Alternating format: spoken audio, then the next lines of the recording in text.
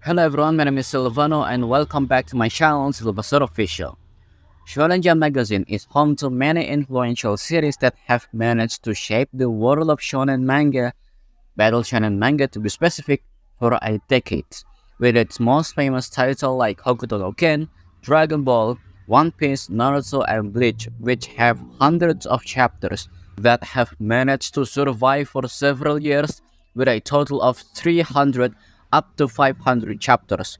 That maybe makes you think that Shonen Jump magazine is filled with those popular series that have lasted for years and have hundreds of chapters.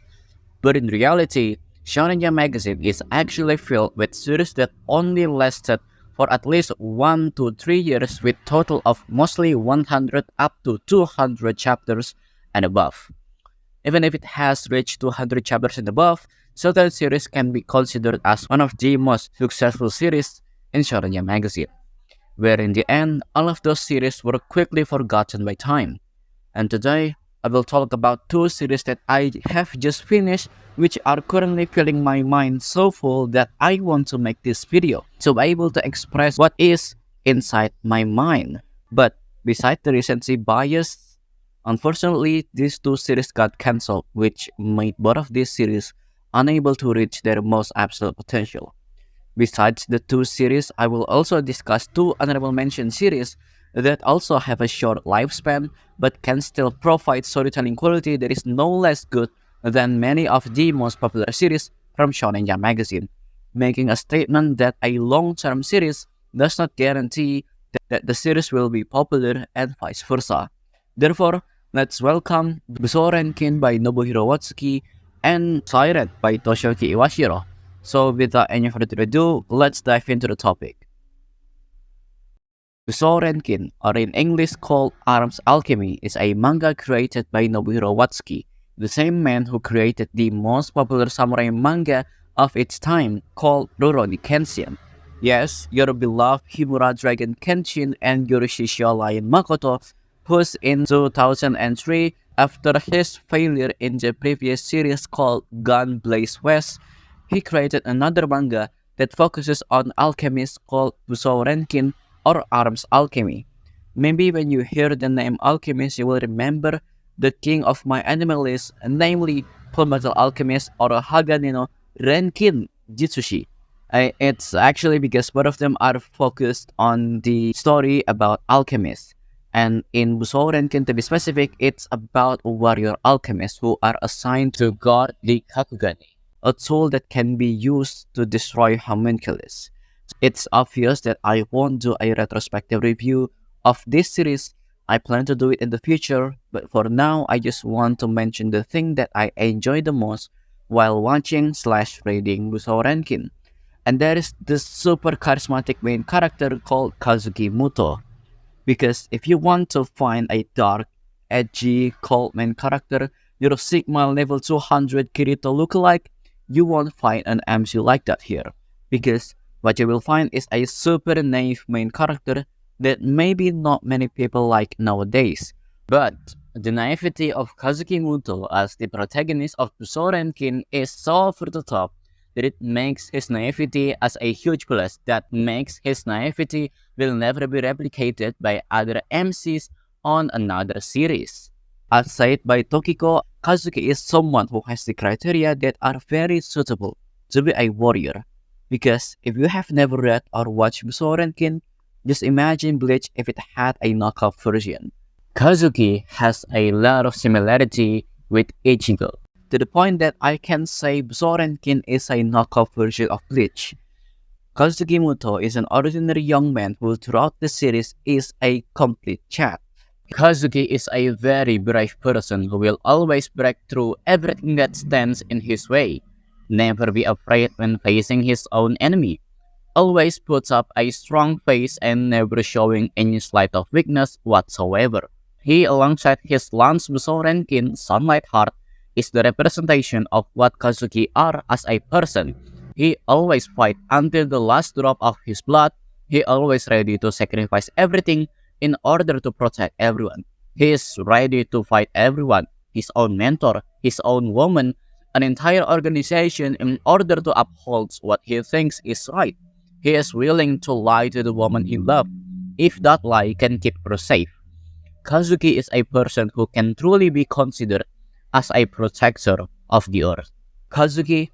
No, Chatsuki is a main character who only has one characteristic, and that one characteristic is what makes him very memorable. His very heroic nature is what makes him able to influence the people around him. There is a moment in the Busou Renkin story where Kazuki literally dies, and when he sees Takiko's crying, he really wants to protect those tears. And in order to protect those tears, he tries to rise from the dead and sacrifice his body and soul in order to protect Tokiko. Kazuki later turns into a creature that is not human and also not a homunculus. Remember something? Yes, this is literally the same moment as when Ichigo died in front of Ulquiorra and forced himself to rise again to protect Orihime. The similarity is what makes me openly say that Busou Renkin is a knockoff version of Bleach. Kazuki is a chat who, until his last drop of blood, always puts on a strong face without showing a single weakness. Until, finally, he is honest with himself. Kazuki, who has saved the people closest to him many times, now faces the reality that he will not be able to save them. I am going to save the world, but who's going to save me? Is a very powerful line that really hits me personally. No matter what happened, no matter how strong Kazuki is, in the end he is just an ordinary schoolboy, and this fact is what makes Kazuki very special. Even when he is faced with the choice of saving the world or saving himself, he remains firm in his stance to always protect people and sacrifice himself for the happiness of many people. And that is what makes Kazuki Muto is one of the best things that Busou Renkin has to offer. It's not about the lore, it's not about the power system, it's not about the villain, it's not about the art style. The thing that makes me fall in love with Busou Renkin is as simple as just the main character.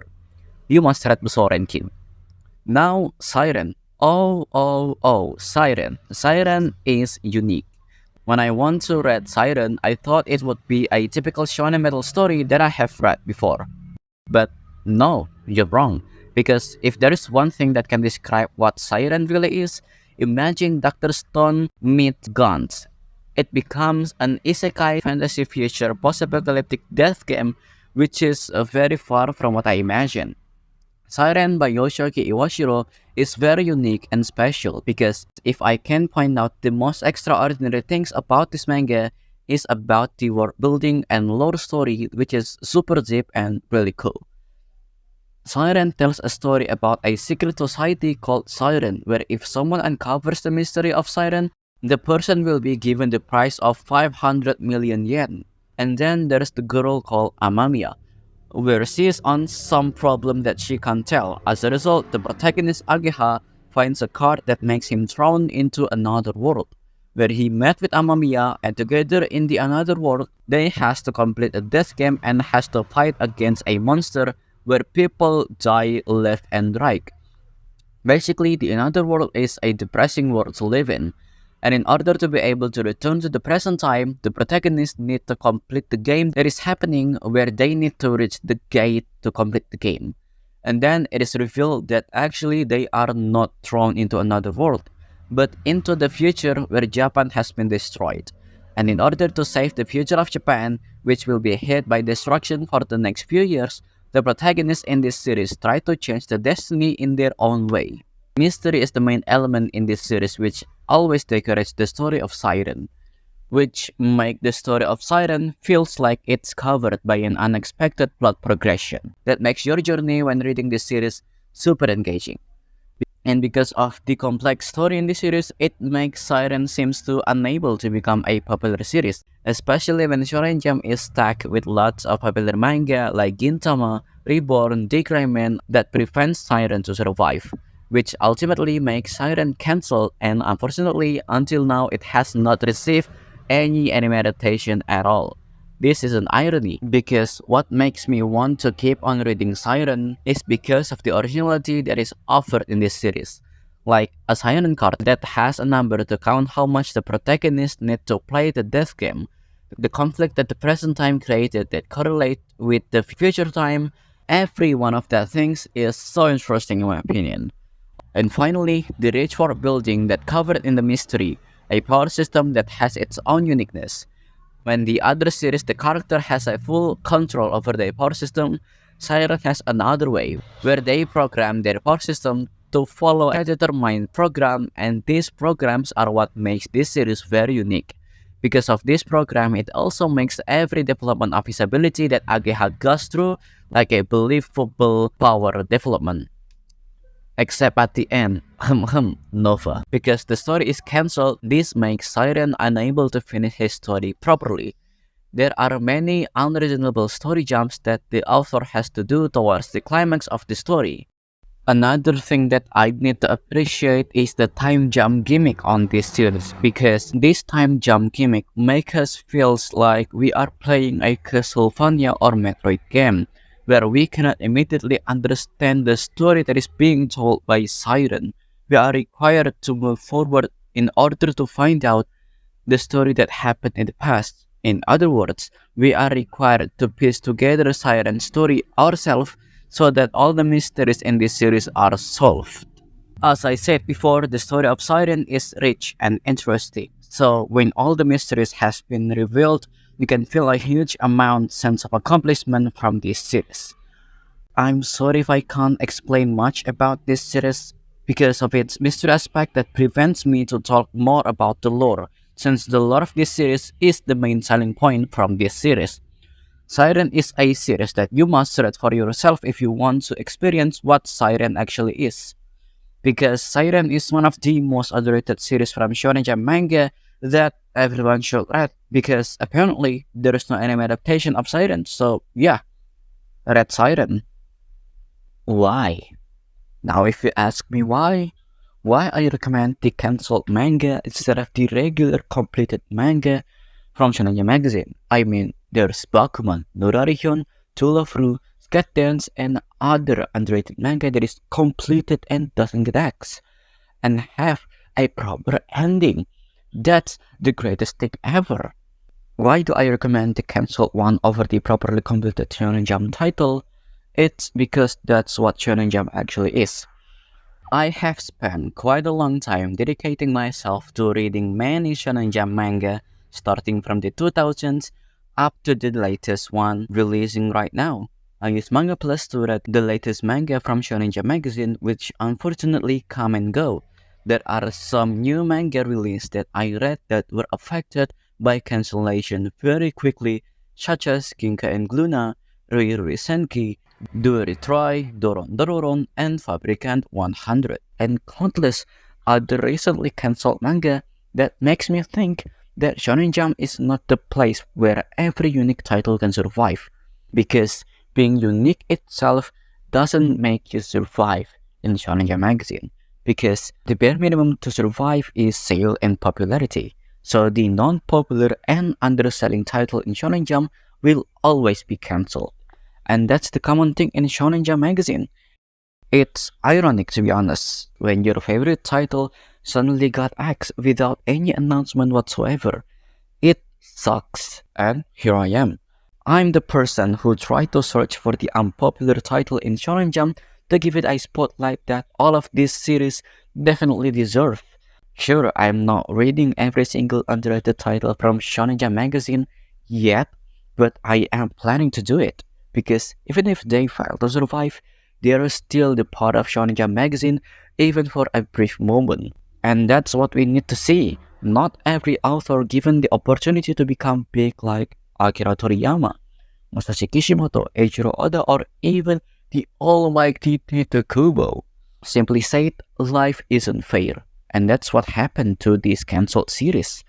Because even though they failed to survive, they still have failures that makes them shining in their own way, just like Busou Renkin and Siren.